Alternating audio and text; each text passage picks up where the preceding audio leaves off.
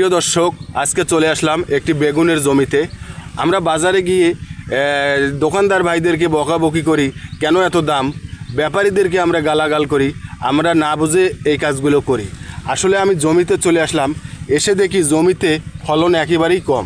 আপনারা দেখতে পাচ্ছেন একটি গাছে শুধু একটি বেগুন ধরেছে। এই দেখেন একটি বেগুন, শুধু এই গাছটাই না, আপনাদেরকে আরও দেখাচ্ছি। এই দেখেন বড় গাছটা, এই বড় গাছের মধ্যেও দেখেন গোটাল গাছে শুধু একটি বেগুন। বন্ধুরা, তো কৃষকের দোষ নাই, দোকানদার ভাইদেরও দোষ নাই, দোষ হলো আমাদের কর্মের।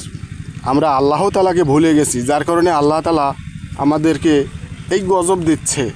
সবাই আসুন আল্লাহর পথে থাকি, সত্যকে সত্য বলি, মিথ্যাকে মিথ্যা বলি, কাউকে না ঠগাই, কাউকে দুঃখ না দেই, তাহলে আল্লাহ আমাদের ওপর রহমত নাজিল করবে।